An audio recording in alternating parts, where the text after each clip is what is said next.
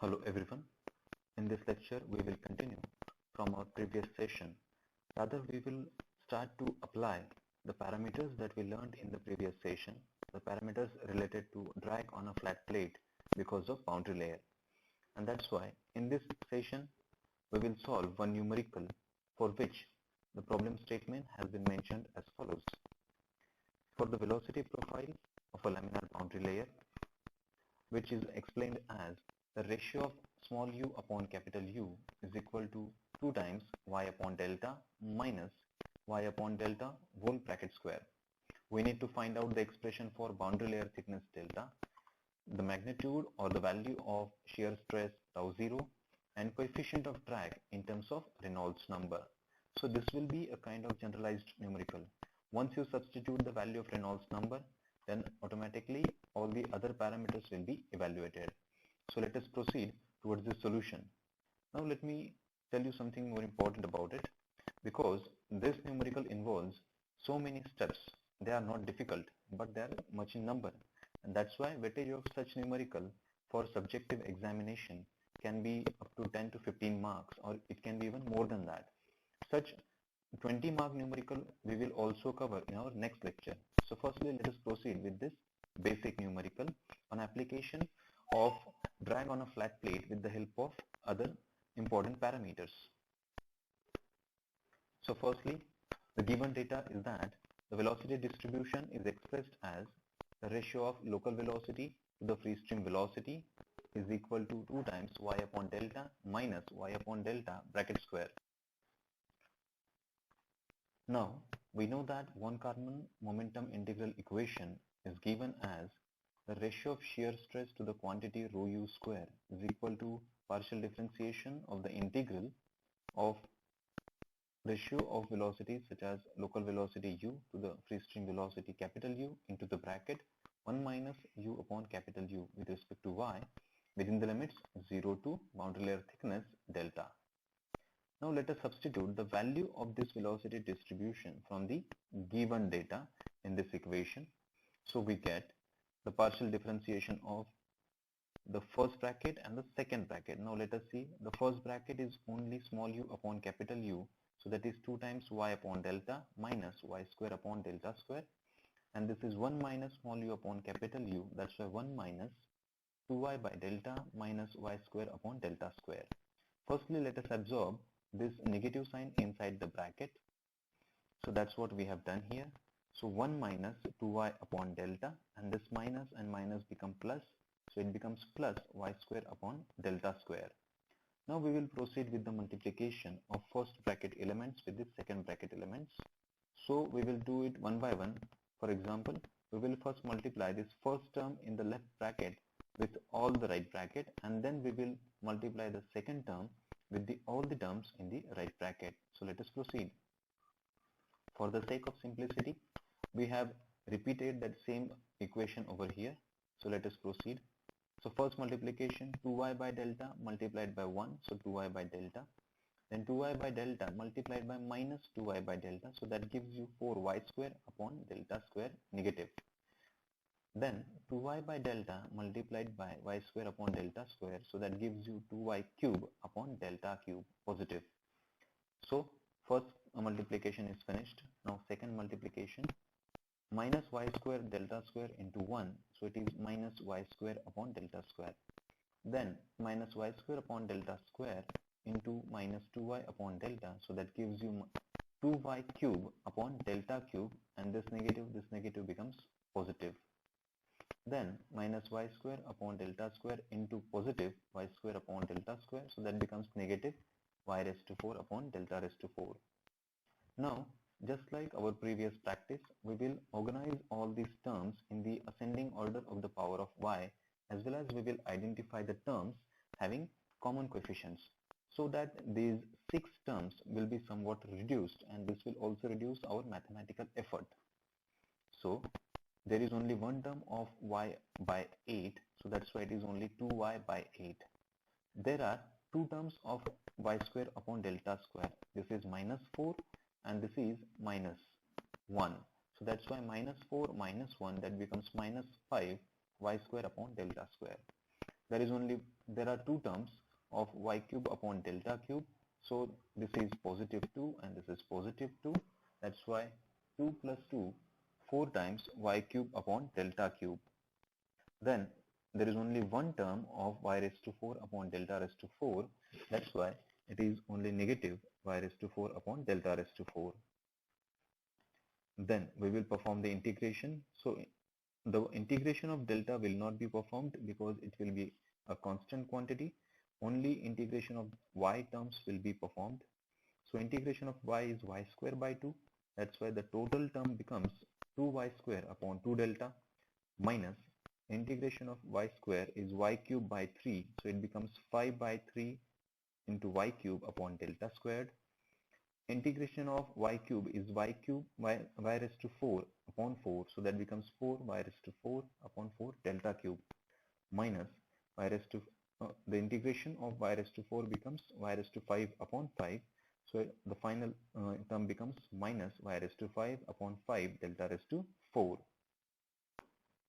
Now eliminate the numerators and denominators whenever possible. 2 and 2 will be eliminated, 4 and 4 will be eliminated. So what you get is, as well as we are going to put in the limits of integration. So we will not trouble ourselves with putting 0, only delta will be replaced just like our previous numericals.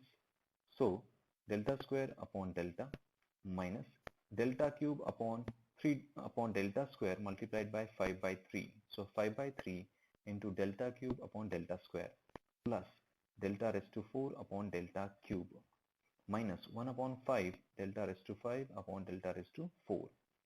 So it gives us 1 delta, absorb delta square from numerator and denominator. So delta minus 5 by 3 delta, then absorb delta cube from numerator and denominator. So plus only 1 delta minus 1 upon 5. Again absorb delta raised to 4 from numerator and denominator. So we get minus 1 by 5 into delta. So this delta and this delta both are positive. That's why they will be added.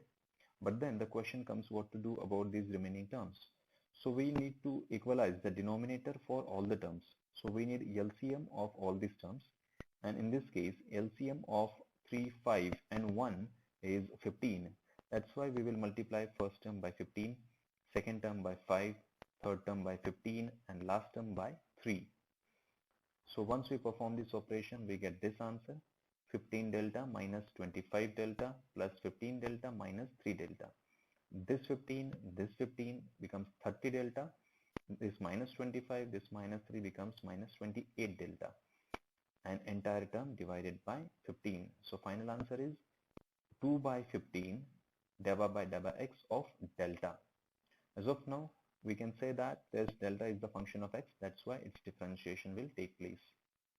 And that's why when we substitute this value in the von Karman momentum integral equation, we get the equation for tau 0 equal to rho u square into the term that we have derived just now, the term which corresponds to momentum thickness, 2 by 15 delta by delta x of delta.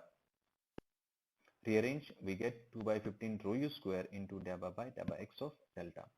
Now, as we see that the thickness of boundary layer is dependent upon, now my mistake, let us call this as equation number 1. So let us call this as equation number 1. Now, we know that shear stress at a boundary is also given as per the Newton's law of viscosity as tau 0 is equal to mu into du by dy at y is equal to 0. As understood in the previous lecture, this y is equal to 0 means we are talking about the shear stress right at the boundary or right at the surface. Let us call this as equation number 2. Now, if we are able to determine this du by dy parameter, then automatically we can generate another value of tau 0. Then simply this equation 1 and the value obtained in the equation 2, they will be equal to each other. So let us see how we can obtain this velocity gradient du by dy. We already know there is a velocity profile small u upon capital U is equal to 2y by delta minus y square upon delta square. So differentiation of this quantity with respect to y will give us du by dy. In that direction now we will proceed. Remember, in this case there will not be any differentiation of capital U because it is free stream velocity and hence it is a constant quantity. That's why the differentiation of small u with respect to y gives you capital U as it is, and only differentiation of y terms. Again, delta is a constant quantity. Its differentiation with phi will not take place. So differentiation of 2y is only 2, 1 upon delta as it is. Differentiation of minus y square is minus 2y upon delta square as it is. Then we will resolve this velocity gradient. We will obtain this velocity gradient for a particular location at y is equal to 0. Remember, this velocity profile is for that entire boundary layer. So that's why if we want velocity gradient at a particular location, we have to specify that particular location here as well as substitute that value of y in the velocity gradient equation. So that's why whenever we find y over here, we will substitute y is equal to 0. Only then and then we will get du by dy at y is equal to 0. So capital U as it is, 2 upon delta, there is no term of y, that's why as it is, and minus 2y, that's why minus 2 into 0 upon delta square. So that gives you 2 into capital U upon delta. This is nothing but du by dy at y is equal to 0. So we will back substitute this value in equation 2. So we get another expression for tau 0. So tau 0 becomes mu into 2u upon delta, or it is also equal to 2 mu u upon delta. Let us call this as equation number 3. Now, as I have stated earlier, we now have two values of tau 0, and that's why we will equate them. That's why we will equate the terms obtained from equation 1 and equation 3. So 2 upon 15 rho u square dabba by dabba x of delta is equal to 2 mu u upon delta. Let us separate the relevant terms, the terms which are related to each other. So delta into dabba delta by dabba x, and remaining all the quantities on the other side, absorb 2 from both the sides, multiply this 15 over here, so that gives you 15 mu u upon rho u square. Then this u and 1 u from here will be cancelled, so that gives you 15 mu upon rho u. Then we can separate the terms. So dabba x can be taken on the other side for the sake of differentiation. So delta into dabba delta is equal to 15 mu upon rho u into dabba x. Now, one important assumption over here. The boundary layer thickness depends on x only. It does not change in y. Why? Because whenever there is growth of boundary layer, the velocity profile or the thickness of boundary layer, it is mainly contributed because of its distance away from the beginning of the plate, away from the leading edge of the plate, and that's why this boundary layer thickness is function of x only. That's why instead of partial differentiation, we can convert it to the total derivative. So that's why we can write delta into d delta instead of dabba as written over here will be equal to 15 mu upon rho u into dx. Now we can integrate this differential equation so that we can solve this particular mathematical understanding for the entire flow domain which is under consideration. To integrate, once we integrate, we will get some constant of integration also. So firstly, let us see what will happen. Integration of delta with respect to delta again itself will be delta square upon 2. 15 mu upon rho u, all are constant quantities. Only integration of dx will take place. It is equal to x plus some constant of integration. Now, how to calculate this constant of integration? This is the reason for which boundary conditions are developed, and they are very much useful at this point. From the understanding of basic physics, we know that at x is equal to 0, there is no boundary layer, which means we are talking about right at the starting of the plate or that flat surface. So when there is no flat surface, there is no development of boundary layer. That's why there is no boundary layer thickness. So when x is equal to 0, this delta is equal to 0. When we back substitute this value in this equation, this x will become 0. That's why this entire term will become 0. Delta is 0. That's why this left hand side term will become 0. So ultimately C will be equal to 0. Yes, so C is equal to 0. Hence we can say that our final understanding about this equation is delta square upon 2 will be equal to 15 mu upon rho u into x. So now if we want to obtain the equation for delta, then we will have to take this 2 on the other side and put entire quantity in the square root. We have to take the square root of delta. So it gives us square root of 30 mu x upon rho u. So square root of 30 will be 5.48 into the square root of mu x upon rho u.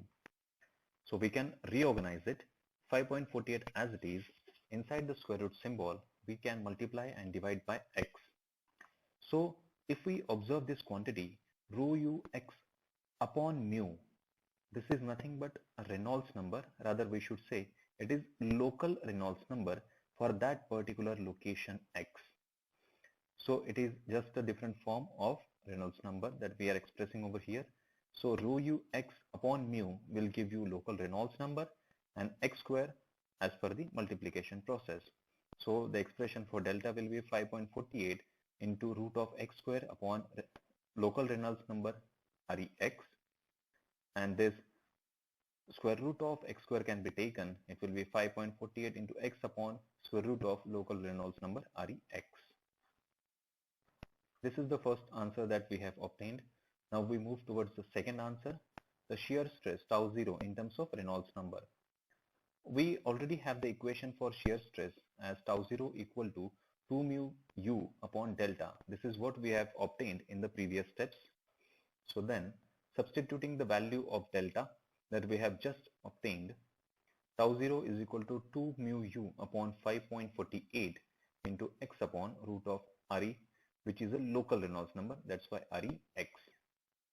So then 2 mu u, because the square root of Rex is in the denominator of the denominator, that's why it will go to the numerator. So 2 mu u into root of Rex upon 5.48 x. The ratio of 2 and 5.48 will be 0.365 multiplied by mu u into root of Rex upon x. That's your answer for tau 0. The next parameter we need to calculate is coefficient of drag CD. For that we also have an equation as we discussed in the last lecture. So it is CD is equal to total drag force Fd upon half of rho a u square. So firstly we need to determine this force Fd. This Fd is nothing but the total drag force. That's why it will be integrated. That's why it will be obtained by integrating the local drag force tau 0 into b into dx over the entire domain of the plate. That is, it starts from 0 and goes up to L. That's why limits of integration are the lower limit is 0, upper limit is L. So already we have the equation for tau 0 from the previous solution. It is 0.365 into mu u upon x into root of Rex and multiplied by width of the plate and dx, which is the elemental length of that particular fluid element. This integration will happen between the limits 0 to L. So 0.365 being a constant will come out of the integration, and integration of the remaining terms will take place. Then we will write this Reynolds number in its original form. It is rho u x upon mu, density, velocity and the length for which we are considering the Reynolds number upon dynamic viscosity. So that's your local Reynolds number inside this square root bracket. So 0.365 out of the integral sign, mu u on one side. So here we can say that this x at this point is a combination of, or it is a multiplication of two square roots of x. That's why this x and this x, they will cancel each other, and what remains with us is only 1 upon root x. And in another square root bracket we will have rho u upon mu and the product of d and dx as it is. Now the physical parameters or the flow parameters such as rho, u, mu and width of the plate are constants. Again, one more operation will happen over here. This mu is a combination of, or it is multiplication of two square roots of mu's. That's why one square root of mu from numerator and one square root of mu from denominator will be absorbed. So what remains with you is only one square root of mu. This 1 upon root x can be written as x raised to the power minus 1 upon 2, and now we will perform its integration. So its integration will be that minus 1 upon 2 will be added with 1, so that will become x raised to plus 1 upon 2 divided by plus 1 upon 2, remaining terms as they are. This integration has taken place within the limits 0 to L. So now we will substitute the limits of integration. So that will give us 0.365 multiplied by this 2 is in the denominator of the denominator, so it will come in the numerator. So multiplied by 2 mu u into root of rho u upon mu into b into, because this is L raised to 1 by 2, that's why root of L. So this product is 0.73, b as it is mu u into rho u L upon mu. If you observe this CD, now we will substitute this value. This CD will be the total drag force divided by half rho a u square. So that will be 0.73 into b mu u into the square root of rho u L, and we will distribute the area, write its own expression as length into width of the plate over which the flow is taking place. So what we get, this 2 will be again going to the numerator, so that's why it will become 1.46 mu upon this 1 u will be absorbed, so upon rho u L, and this b from numerator and denominator will be absorbed, and the square root bracket root of rho u L upon mu will be as it is. So that gives us 1.46 mu, this rho u L from numerator with 1 square root bracket, and this rho u L, which is multiplication of 2 rho u L square root brackets, 1 rho u L will be absorbed. So what remains with you is only 1 square root of rho u L into root of mu as discussed earlier.